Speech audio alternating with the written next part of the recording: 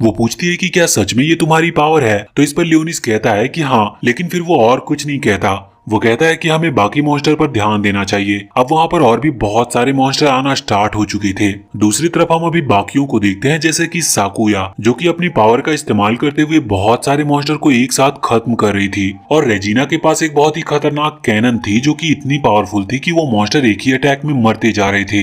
अब वो कुछ देर तक इसी तरह से फाइट करते हैं, लेकिन फिर अचानक से वो जगह हिलने लगती है और उनके सामने आता है एक बहुत ही बड़ा वॉइड मॉन्स्टर, जो कि वॉइड हाइड्रा के नाम से वहाँ पर फेमस था। वैसे इस तरह के मॉन्स्टर ने अभी तक सिटी पर कभी हमला नहीं किया था। सभी लोग इसे देखकर डर रहे थे कि अब वो इसका सामना कैसे करेंगे, क्योंकि उनकी पावर इतनी नहीं थी कि वो इतने बड़े मॉन्स्टर को रोक सके। यहाँ पर लियोनिस अपनी पावर को यूज करने का फैसला करता है, लेकिन वो ये बात जानता था कि इतने बड़े मॉन्स्टर को रोकने के लिए उसे भी अपनी बहुत ज्यादा पावर का यूज करना होगा और फिर उसे हाई लेवल स्पेल यूज करना पड़ेगा। तो वो सीलिया से कहता है कि जब वो इस पावर का इस्तेमाल करे तब सीलिया को बाकी सिचुएशन संभालनी होगी। और सीलिया लग जाती है आसपास के सभी नॉर्मल लेवल के वाइड मॉन्स्टर को हराने में। अब यहाँ पर लियोनिस अपनी पावर का इस्तेमाल करना स्टार्ट करता है। वो एक हाई लेवल फायर स्पेल का यूज कर रहा था, जिससे कई सारे फायर स्पेल क्रिएट होते हैं और साथ ही उस बड़े से हाइड्रा मॉन्स्टर के ऊपर गिरते हैं, जिसकी वजह से वो वाइड मॉन्स्टर नीचे गिर चुका था। इस चीज में लियोनिस को बहुत पावर लगी थी और हम देखते हैं कि उस वाइड मॉन्स्टर को भी बहुत ज्यादा डैमेज पहुंचा था। पर अचानक से वो अपनी फायर का इस्तेमाल करता है, जो कि सीधा सीलिया के ऊपर कर रहा था। लेकिन अब लियोनिस अपने अगले अटैक का इस्तेमाल करने वाला था, तभी वहाँ पर ब्लैकस आ जाता है, जो कि उस वाइड मॉन्स्टर को काटता है। अब वाइड मॉन्स्टर अपने अटैक नहीं कर सकता था, इसीलिए यहाँ लियोनिस तुरंत ही लेवल 10 की ग्रेविटी अटैक का इस्तेमाल करता है। ये बहुत ज्यादा पावरफुल अटैक था, इस वजह से वो मॉन्स्टर वहीं नीचे प्रेस हो गया था और फाइनली अब वो मॉन्स्टर वहीं पर मारा जाता है। ये देखकर सीलिया बहुत ही ज्यादा इम्प्रेस थी और साथ ही बहुत ही ज्यादा शॉक थी, पर इतनी ज्यादा ग्रेविटी की वजह से वहाँ पर होल होने लगा था और अचानक से उन होल्स के अंदर से कुछ रूट्स निकलना स्टार्ट हो जाती है। ये रूट्स यहाँ पर सीलिया को उस गड्ढे के अंदर खींचकर ले जा रही थी। ये देखकर लियोनिस उसे बचाने के लिए आगे बढ़ता है, पर अचानक से और भी बहुत सारे रूट्स बाहर निकल कर आती है और अचानक से वो एक स्ट्रक्चर में क्रिएट हो रही थी और फिर स्माइल करते हुए उसमें से एक आवाज आती है, जो कि लियोनिस का नाम पुकार रही थी। और ये आवाज किसी और की नहीं बल्कि एरकेल की थी और लियोनिस भी उसे पहचान कर स्माइल कर। अब यहाँ पर सभी एरकेल के हमले को रोकने में लगे हुए थे, मगर यहाँ पर एरकेल सीलिया को पकड़ लेता और उसे जमीन के नीचे ले जाता है। वैसे यहाँ पर भी हम लियोनिस की पिछली लाइफ का एक सीन देखते हैं, जहाँ पर लियोनिस बहुत ही ज्यादा यंग था और इस वक्त वो रोसेलिया के सामने खड़ा हुआ था। असल में रोसेलिया ने ही उसे वहाँ पर बुलाया था। वो उसे एक बहुत ही ज्यादा खतरनाक वेपन देना चाहती थी। लियोनिस को वो अपना वेपन दिखाती और लियोनिस उसे एक्सेप्ट भी कर लेता है। इसके बाद हम करंट सीन में आते और हम देखते हैं कि लियोनिस यहाँ पर एरकेल के सामने खड़ा था और पहले तो लियोनिस अपने हाथ पर उस निशान को देखता है, जो कि सीलिया और उसके बीच में उस मास्टर और सर्वेंट के एग्रीमेंट को दर्शाता है। ये निशान अभी तक बना हुआ था, इसका मतलब सीलिया को कुछ भी नहीं हुआ है। वैसे लियोनिस अभी एरकेल पर हमला करने वाला था, लेकिन इतने में ही एरकेल वहाँ जमीन के नीचे चला जाता है और लियोनिस के अटैक से बच जाता है। अब लियोनिस भी जमीन के नीचे जाने वाला था, लेकिन तभी ब्लैकस उसे रोक देता है और पीछे देखने को कहता है। और जब वो पीछे देखता है तो वहाँ पर ऑर्फनेज के सारे बच्चे इस वक्त बहुत ही ज्यादा डरे हुए लग रहे थे।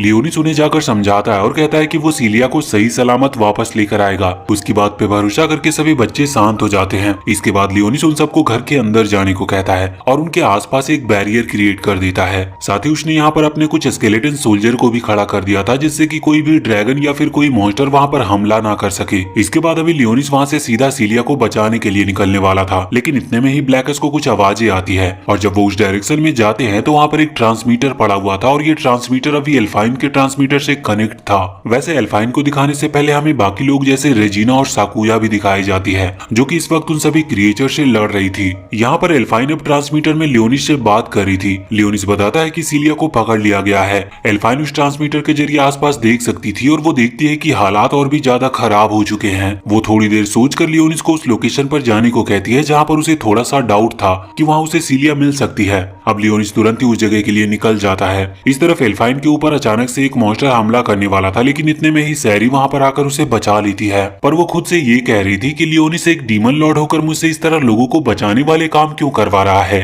वैसे इसके बाद हम लियोनिस और ब्लैकस को देखते हैं जो कि इस वक्त एक टनल के अंदर भाग रहे थे। वो अभी उस टावर के पास जा रहे थे जिस टावर पर सबसे पहले एरकेल ने अपनी पावर का इस्तेमाल किया था और उस टावर को घेरने की कोशिश की थी। कुछ देर इसी तरह चलते रहने के बाद लियोनिस फाइनली वहां पर पहुंच जाता और वो देखता है कि एरकेल ऑलरेडी अपनी पावर को यानी कि उन रूट्स को पूरे टावर पर फैला चुका है। यहाँ पर लियोनिस एरकेल को देखकर कहता है कि इतने साल हो गए, मुझे लगा नहीं था कि तुम जिंदा होगे। और यही सेम चीज यहाँ पर एरकेल भी दोहरा रहा था। वैसे वो यहाँ पर ये भी कह रहा था कि पहले के मुकाबले अब सभी चीजें बदल चुकी है, जैसा हमारे टाइम पर था वैसा अब यहाँ पर कुछ भी नहीं बचा है। अब लियोनिस को बात समझ नहीं आई थी, लेकिन तभी एरकेल अपनी पावर को एक्टिवेट करने लगता है। हम देखते हैं कि उसकी बॉडी से कई सारी रूट्स निकल रही थी और इन रूट्स के साथ साथ कई सारे मॉन्स्टर जैसी चीज भी निकलती है। जब उसकी बॉडी से वो सारी रूट्स हट रही थी तो हम देखते हैं कि उन्हीं के पीछे एरकेल ने सीलिया को पकड़ रखा था। वैसे यहाँ इन रूट्स की वजह से लियोनिस और ब्लैकस दोनों ही अलग अलग हो गए थे, मगर ब्लैकस वहाँ पर आगे आते हुए लियोनिस को बचा रहा था। वैसे सीलिया को भी ये पता चल चुका था कि लियोनिस यहाँ पर आ चुका है और वो भी उसे देख पा रही थी।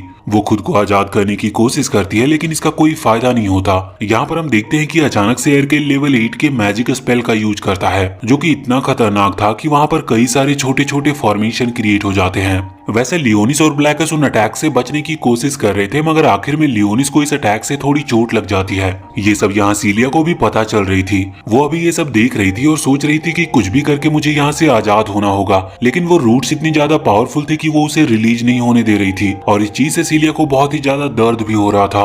इसी दर्द के बीच सीलिया अपनी होली स्वॉर्ड को समन कर लेती है और फिर हम वापस से लियोनिस को देखते हैं जहाँ पर एरकेल और वो दोनों ही अपने अपने स्पेल क्रिएट करके एक दूसरे पर हमला कर रहे थे, लेकिन यहाँ पर एरकेल की पावर थोड़ी ज्यादा साबित हो रही थी। इस तरफ सीलिया खुद से कह रही थी कि मुझे जल्दी कुछ करना होगा और अब बार बार उसके मन में ऐसा घूम रहा था, जिस वजह से अचानक से कुछ स्पाइक्स वहां पर उन रूट्स को काट देते हैं। वैसे यहाँ पर लियोनिस के पास जो ट्रांसमीटर था वो अभी उसके ब्लड से लाल हो चुका था, इसीलिए रूट्स के हटते ही लियोनिस तुरंत ही उसे फेंकता है जो कि सीधा जाकर सीलिया के हार्ट पर लगती है। और अब लियोनिस के ब्लड की वजह से सीलिया की जो वैम्पायर पावर्स थी वो एक्टिवेट हो गई थी और यहाँ पर अब उसके विंग्स भी आ चुके थे। असल में उसने अपने वैम्पायर क्वीन फॉर्म को अनलॉक कर लिया था और अब उसकी पूरी पावर अनलॉक हो चुकी थी। यहाँ पर वो तुरंत लियोनिस के पास आती है। अभी ब्लैकस उन्हें बताता है कि एरकेल बहुत ही ज्यादा पावरफुल अटैक का इस्तेमाल कर रहा है। असल में ये लेवल 10 का मैजिक स्पेल था जो कि उस पूरी सिटी को कवर कर सकता था, लेकिन लियोनिस और सीलिया अब साथ में मिलकर अटैक करने का फैसला करते हैं। यहाँ पर लियोनिस हवा में आ चुका था।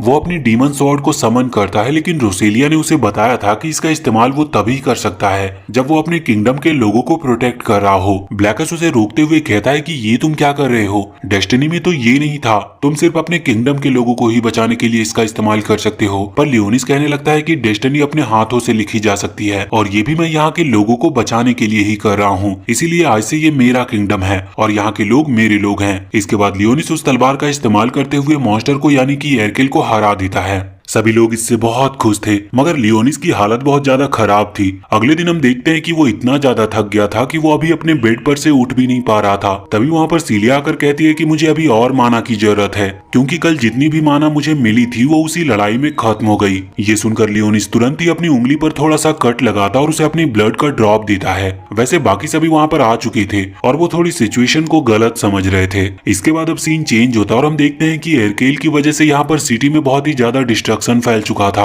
और उस डिस्ट्रक्शन को ठीक करने के लिए बहुत टाइम लगने वाला है। साथ ही साथ उनकी जो एनर्जी के सोर्स थे वो भी पूरी तरह से डिस्ट्रॉय हो चुके थे, मगर इन्होंने अब सोलर पैनल के थ्रू सनलाइट से एनर्जी क्रिएट करना शुरू कर दिया था। अब हम लियोनिस को देखते हैं जो कि इस वक्त कहीं जा रहा था। तभी पीछे से रेजिना वहां पर आती है और उसकी आंखों पर हाथ रखते हुए कहती है कि बताओ मैं कौन हूँ। अब लियोनिस सही सही गेस कर लेता है, मगर वो कहता है कि तुम ऐसा किसी के सामने मत करना, ये बहुत ज्यादा अजीब लगता है। अब रेजिना कहती है कि तुम यहाँ पर क्यों आए हो, तो इस पर लियोनिस बताता है कि असल में उसे असिस्टेंट लैंग्वेज के बारे में कुछ जानना है और वो उन्हें सीखना चाहता है, मगर यहाँ पर उसे एक्सेस नहीं मिल रहा है। ये बात सुनकर रेजिना कहने लगती है कि चिंता मत करो, एक्सेस तो तुम्हें मैं दिला दूंगी। वो आगे बढ़ती है। वहाँ पर एक स्पिरिट आउल बैठा हुआ था जो कि उन्हें अंदर जाने से रोकता है, लेकिन इतने में ही रेजिना उसकी आंखों में देखकर किसी तरह की एक ट्रिक यूज करती है और लियोनिस को एक्सेस दिलवा देती है। लेकिन वहाँ अंदर आने के बाद वो बताती है कि इन बुक्स को सिर्फ यहीं पर पढ़ा जा सकता है, यहाँ से बाहर ये बुक्स नहीं ले जाई जा सकती। अब लियोनिस कहता है कि वो यहीं पर इन बुक्स उसको पढ़ लेगा। अब तभी एक कॉल आता है जिसमें कुछ एकेडमी के स्टूडेंट्स को चुना गया था आज होने वाले इवेंट में खास नजर रखने के लिए।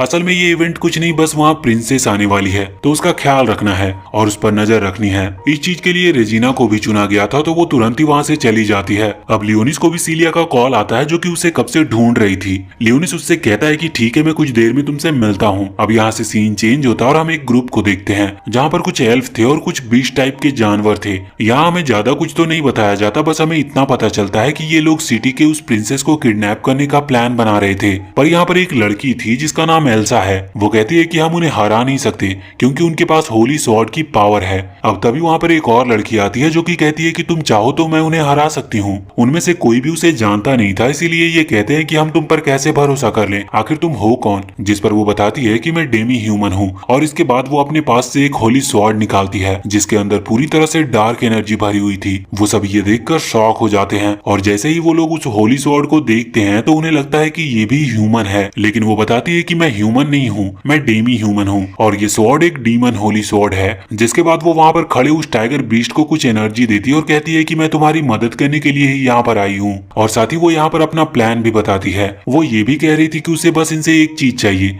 वो बताती है कि उसे बस एक होली स्वॉर्ड चाहिए, बस सेक्रीफाइस करने के लिए। वैसे अभी उन लोगों को पहले तो उस पर भरोसा नहीं हो रहा था, पर वो कहती है कि वो खुद की पावर को शेयर भी कर सकती है। अब इनके बीच में एक प्लान बनता है। इसके बाद हम वापस से सिटी की तरफ आ चुके थे। पहले तो हम लियोनिस को देखते हैं जो कि इस वक्त मार्केट में कुछ चीजें खरीद रहा था सीलिया को देने के लिए, क्योंकि सीलिया ने उसकी जान बचाई थी। और जब उसे वो चीज मिल जाती है तो वो यहाँ पर एक शिप के पास आता है जिसमें बैठकर अभी उस सिटी की वो प्रिंसेस आई थी। वहाँ पर उस प्रिंसेस पर बहुत ज्यादा नजर रखी जा रही थी क्योंकि उन्हें शक था कि कुछ गड़बड़ होने वाली है। और साथ ही प्रिंसेस का जो केयर टेकर था वो कह रहा था कि हम यहाँ ज्यादा समय तक नहीं रुकेंगे क्योंकि इसमें प्रॉब्लम भी हो सकती है। अब इसके बाद हम यहाँ पर सीलिया और उसके ग्रुप को देखते हैं।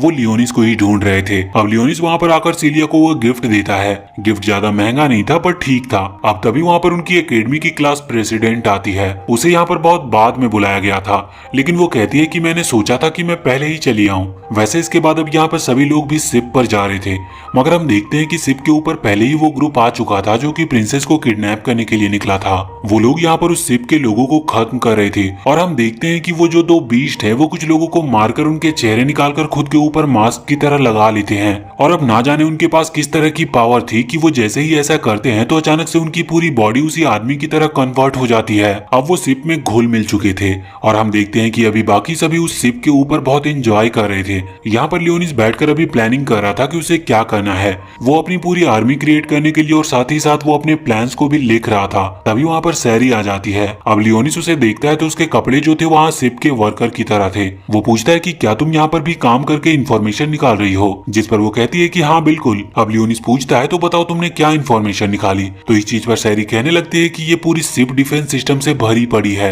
हर तरफ बिल्कुल डिफेंस की चीजें लगी हुई है और देखकर ही लग रहा है कि शिप को पूरी तरह से डिफेंस के लिए बनाया गया है। मगर सोचने की बात तो ये थी कि उस शिप पर लोग पहले ही घुस चुके हैं, मतलब डिफेंस किसी काम का नहीं है। वैसे लियोनिस यहाँ पर उसके लिए भी कुछ खाने की चीजें लेकर आया था, लेकिन वो सैरी को बिल्कुल भी पसंद नहीं आती। लियोनिस पूछता है कि आखिर तुम्हें खाने की चीज कब से नापसंद होने लगी। तो इस पर वो कुछ कहती, इतने में वहाँ पर सीलिया और वो ऑर्फनेज के बच्चे आ जाते हैं। लियोनिस सीलिया को देखकर इस वक्त बहुत ही ज्यादा शौक था। वैसे वो बच्चे कह रहे थे कि उनके साथ खेलो, लेकिन लियोनिस कहता है कि नहीं, वो इस समय बिल्कुल भी खेलने या स्विमिंग के मूड में नहीं है। लेकिन यहाँ पर सीलिया उसे एक स्विम सूट देते हुए कहती है कि वो उसके लिए पहले से ही एक स्विम सूट लेकर आई थी, लेकिन लियोनिस कहता है कि उसे स्विमिंग नहीं आती। पर अब सीलिया उसे स्विमिंग सिखाने लगती है। लियोनिस इस चीज से बहुत ही ज्यादा शर्मिंदा महसूस कर रहा था क्योंकि आसपास के सभी लोग उसे देखकर हंस रहे थे। वैसे इसके बाद हम रेजिना को देखते हैं।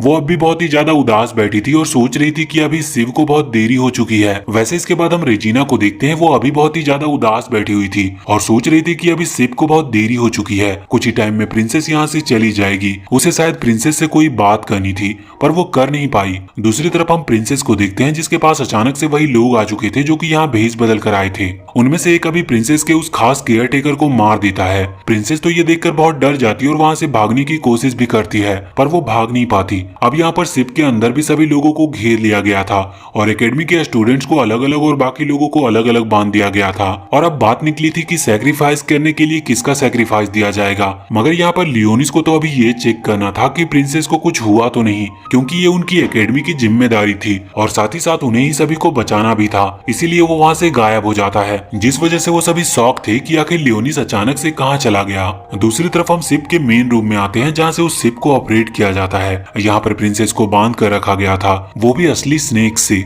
हम देखते हैं कि जो रेडार था उसके अंदर बहुत सारे रेड डॉट दिखते हैं, जो कि वॉइड मॉन्स्टर के होने के सबूत थे। ये देखकर उनमें से एक कहता है कि हमें वापस लौट जाना चाहिए, पर जो डार्क एल्फ थी वो कहती है कि हमें इसी डायरेक्शन में जाना होगा। ये सुनकर वो सामने खड़ा लायन बहुत ही ज्यादा गुस्सा होता है, लेकिन तभी वो डार्क एल्फ उसे मार देती है। वो लोग यहाँ पर उस प्रिंसेस से कुछ करवाना चाहते थे।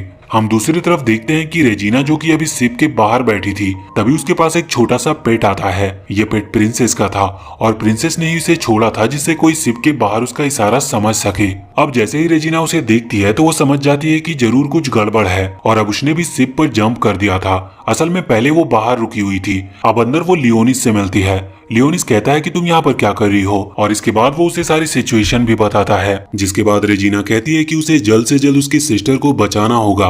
यहाँ पर लियोनिस भी उसके मुंह से ये सुनकर शॉक था कि वो प्रिंसेस को अपनी सिस्टर क्यों कह रही थी, लेकिन रेजिना बताती है कि असल में वो भी एक प्रिंसेस है, लेकिन बस फर्क ये है कि जब उसका जन्म हुआ था तो वो एक बहुत ही मनहूस दिन था, जिस वजह से कुछ लोगों ने उसके फादर को बताया कि या तो उन्हें रेजिना को किसी काल कोठरी में बंद करना होगा या फिर उसे अकेला छोड़ देना होगा। अब इस चीज से उनकी पूरी फैमिली को फर्क पड़ रहा था, इस वजह से रेजिना के फादर ने यही निर्णय लिया कि वो उसे अकेला छोड़ देंगे। वैसे हम देखते हैं कि जो सीलिया के ग्रैंडफादर है, उन्हें जब रेजिना के बारे में पता चला तो उन्हें बहुत बुरा लगा और उन्होंने रेजिना को सीलिया की मेड के तौर पर हायर कर लिया और उसके बाद रेजिना और सीलिया दोस्त बन गए। यहाँ पर लियोनिस ये सोचकर कंफ्यूज था कि आखिर उन लोगों ने प्रिंसेस को क्यों किडनैप किया। इस चीज पर रेजिना बताती है कि इसका साफ साफ कारण ये है कि रॉयल ब्लड वाले लोग स्पिरिट को कंट्रोल करना जानते हैं। साथ ही साथ ये जो शिप है इसमें एक एलिमेंट लगा हुआ है, जिसकी वजह से ये नेविगेशन में हेल्प करता है और उसी की वजह से ये शिप चलती है। तो अगर प्रिंसेस चाहे तो अपनी ब्लड की और स्पिरिट पावर की मदद से इस शिप को कंट्रोल कर सकती है। तो लियोनिस कहता है कि अगर ऐसा है तो हमें जल्द से जल्द उसे बचाना चाहिए। यहाँ पर रेजिना बाकी और लोगों के बारे में भी पूछ रही थी, तो लियोनिस कहता है कि वो सभी भी सेफ हैं, बस उन्हें हॉल के अंदर कैद करके रखा है और उनके हाथ बंधे हुए हैं। ये सुनकर रेजिना शॉक होती है और कहती है कि इसका मतलब वो सेफ नहीं, वैसे भी उनका मेन काम प्रिंसेस को बचाना था, क्योंकि अगर एक बार शिप उनके कंट्रोल में चली गई तो फिर यहाँ से बचकर निकल पाना बहुत मुश्किल हो जाएगा। और अब वो दोनों वहाँ से निकल चुके थे। इसके बाद हम यहाँ हॉल में आ जाते हैं, जहाँ पर हम देखते हैं कि इन लोगों को सिर्फ एक बम का कहकर डराया जा रहा था कि अगर ये लोग कुछ भी करने की कोशिश करेंगे तो ये उस बम को फोड़ देंगे, लेकिन एल्फाइन ने उस बम को ढूंढ लिया था कि आखिर वो कहाँ पर है। साथ ही वो यहाँ पर सीलिया को बताती है कि इस बम को एक्टिवेट करने के लिए स्वॉर्ड पावर की जरूरत पड़ेगी, इस वजह से इनके पास स्वॉर्ड पावर तो है नहीं, पर मुझे लगता है कि ये इसे ऐसे ही एक्टिवेट कर लेंगे। हमें किसी भी तरह से इस बम को डिफ्यूज करना होगा, जिससे कि हम सभी की जान बचा सकते हैं और इसके लिए हमें मिलकर काम करना पड़ेगा। अब सीलिया मान जाती है और यहाँ पर सीलिया छुपकर अपने फिंगर पर एक निडल प्रेस करती है, जिसकी वजह से उसका ब्लड निकलता है और उसकी वैम्पायर पावर्स एक्टिवेट हो जाती है। मगर अब इसके बाद यहाँ से सीन चेंज हो चुका था।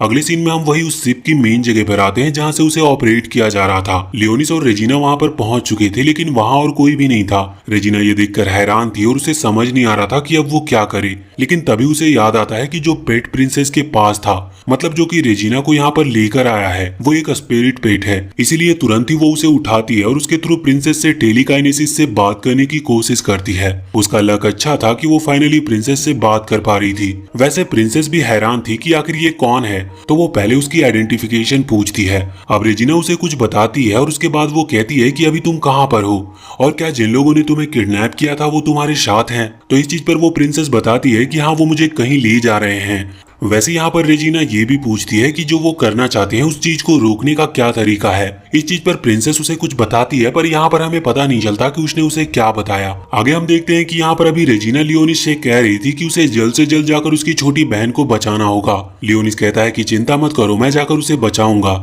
इस चीज पर रेजिना तुरंत ही मना करती है, क्योंकि लियोनिस एक छोटा बच्चा है, वो उसे खतरे में नहीं डाल सकती। लेकिन लियोनिस तुरंत ही अपनी मैजिक स्टिक को उठाते हुए वहां सामने वाली विंडो को तोड़ देता है और कहता है कि तुम जितना ताकतवर मुझे समझती हो उससे मैं कई ज्यादा गुना ताकतवर हूँ। और इसके बाद अब वो वहां से कूद जाता है। रेजिना भी कुछ नहीं कह सकती थी, वो बस उसे ऑल द बेस्ट कहती है। इसके बाद अब यहाँ से सीन वापस से हॉल की तरफ आता है, जहाँ पर हम देखते हैं कि अब सीलिया पूरी तरह से अपनी पावर को एक्टिवेट करके तैयार थी। लेकिन तभी सामने वो वुल्फ जो कि उस बम को कंट्रोल कर रहा था वो आगे आता है, क्योंकि उसे लग रहा था कि ये कुछ गड़बड़ करने की कोशिश कर रहे हैं। वैसे अब सीलिया और एल्फाइन दोनों ही फंसने वाले थे, लेकिन इतने में ही पास में ही वो वुल्फ देखता है कि साकुया तो अपनी रस्सी खोलकर आराम से खाने की टेबल के पास खड़ी है। वो ये चीज देखकर पूरी तरह से हैरान था और वो तुरंत ही उसके पास जाकर उससे पूछता है। साकुया उससे कहती है कि ये बाजू में जो चाकू रखा है उसने बस उसका यूज किया। इस चीज पर उस वुल्फ को गुस्सा आ रहा था, क्योंकि उसने सभी को हिलने से भी मना किया था और इसीलिए अब वो उन पर हमला करने वाला था। लेकिन इतने में ही वही लड़की जिसे हमने पिछले पार्ट में देखा, उसका नाम फेनरिस है और वो यहाँ पर तुरंत ही उस वुल्फ पर हमला कर देती है। वो जूडो में एक्सपर्ट थी तो वो बहुत ही आराम से उसे उठाकर नीचे पटक देती है, यहाँ तक कि उसके हाथ बने थे फिर भी।